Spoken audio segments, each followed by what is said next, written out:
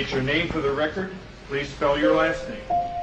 Michael Joseph Jackson, Jackson.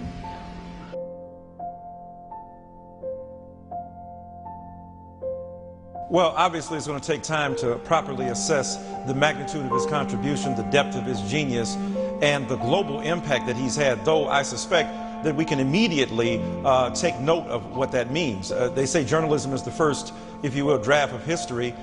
Historians from 20, 25 years from now will begin to properly and adequately assess his impact on the music itself. But I think there's no question that Michael Jackson was the foremost entertainer of his generation, perhaps of all time, arguably, taking the skills of a Sammy Davis Jr., bringing together the street dance of African-American urban culture, joining them to the politics of dance of Fred Astaire and Gene Kelly on that sphere alone. And then what he did with his voice in two careers, essentially divided between his childhood, when he's a young man of 8 and 9 and 10 years old, coming to maturity in, if you will, Gary, Indiana, out of the black working class, fomenting one of the most powerful musical careers of any group in the aftermath of the Civil Rights Movement, and then with that powerful blues-drenched voice, giving, expression to sentiments and emotions that are far older and deeper and more ancient than him. And then in his second career, giving voice to one of the most delicate instruments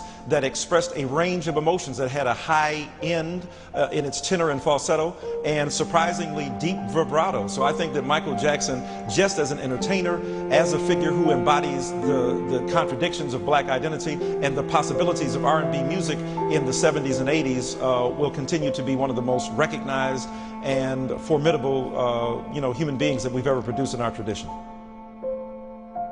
It's impossible to really get at the depth and the complexity of the genius of Michael Joseph Jackson. It's not just a major loss, it's a monumental loss. Michael Jackson was part of that tremendous wave in the ocean of human expression. Michael Jackson was someone who was so disciplined, who was so committed to what he was called to do, who did his work and did it well and did it at a level of excellence that the world will always have to take notice, always giving all of himself, everything of mind, body, heart, and soul at a level of not even just excellence, but of the sublime. That's Michael Jackson.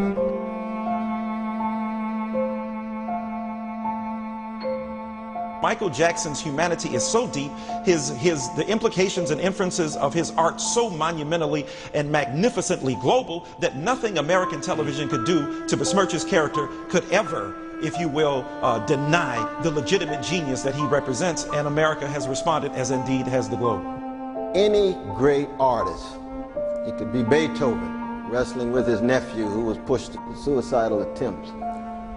It could be Dostoevsky with gambling habits. Any great artist is wrestling with their sadness and loneliness, their fears, anxieties, and insecurities, and they're transfiguring those into complicated forms of expression that affect our hearts, minds, and souls and remind us of who we are as human beings, the fragility of our human status and the inevitability of death. Michael Jackson was a great artist who also happened to be the greatest entertainer, not just of his generation, but of the 20th century. Trying to make sense of the world, given this immense talent, tremendous discipline, and determination to express himself, and most importantly, being true to the calling of getting his work done. So that yes, he did have those kind of political effects and consequences, but first and foremost, as a great artist who happened to also be a great entertainer, he was able to express himself in such a way that he allowed us to have a sense of what it feels like to be alive. He had a joy in being alive. There was a joy you felt of him on the stage and making us not just feel good, but pushing us against ourselves with the man in the mirror, looking at ourselves critically, black or white. What does it mean to get caught in a color as opposed to a rich history and culture? What does it mean to talk about the future with maybe tomorrow? I mean, we can go on and on with his artistic expressions. At the deepest level, he's a human being who made sense of the world at the highest level of excellence, and people will talk about him in the same way they've talked about all the great artists down through the quarters of time. Michael Joseph Jackson's genius was the ability to be the raw article himself, the real article himself. He is part of the African American people who were marginalized.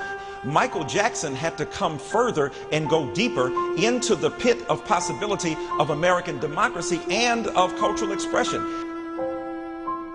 I think ultimately Michael Jackson begins to moonwalk away, and he begins to express one of the most profound articulations of human possibility that we've seen in the 20th century. Michael Jackson's childhood was one of enormous, prodigious production. He was a child prodigy. He was a wunderkind. He was a chocolate genius who was capable of, as a child, evoking emotions that were far beyond his age. Think about his recitation at 10 years old of Smokey Robinson's When I Had You. So here was a man who was denied his childhood, who was an adult, and then when he became an adult, tried to salvage with disastrous consequences to a certain degree his own childhood. Maybe F. Scott Fitzgerald's words can be twisted. There are no second childhoods in America, but Michael Jackson gave us, out of the depth of his suffering, a transcendental possibility of looking at black identity through the prism of black art, and therefore the universal application of our humanity has been untouching.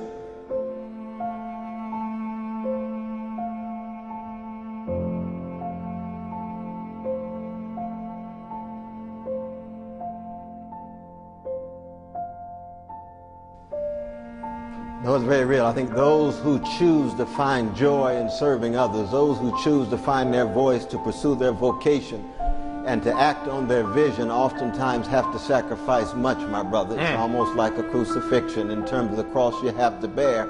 And we reap the fruits of the resurrection in terms of the power that emanates from his sacrifice. He sacrificed his childhood because he loved us so. And he didn't just entertain us, he sustained us. In that regard, it's part and parcel of the calling of the great artist, though, brother. I don't know of a great artist who did not sacrifice and thereby have to wrestle with depths of loneliness and sadness. Nor would I change any part of my life. However, today, when I create my music, I feel like an instrument of nature. I wonder what delight nature must feel when we open our hearts and express our God-given talents. Well, there's no question. I think that he did derive an ultimate sense of joy and satisfaction in what others enjoyed from him that was denied to himself. There's no question that the transcendent art that he created was a means, an instrument, a vehicle for others to experience what he didn't. His soul got more deeply rooted in the existential agony and the profound social grief that black people are heir to. And what he did was he allowed us, through his voice and his instrument, to see a glimpse of the heaven that he himself was denied. That sacrifice was the ultimate source of redemption that he gave to us. We celebrate that genius, we thank him for the sacrifice, and we love his soul wherever he resides now in a heavenly place that he gave to us before he left here. This goes hand in hand with any of us who are determined to find joy in serving others. Long live the genius, the legacy of Michael Joseph Jackson. There's no one like him. There will never be anyone like him. We shall keep track of his art and his music, even as we pray for his humanity, and most importantly, the living, those who love him, ourselves and his blessed family. The sound of approval rose across the universe, and the whole world abounds in magic. Wonder fills our hearts for what we have glimpsed for an instant, the playfulness of life.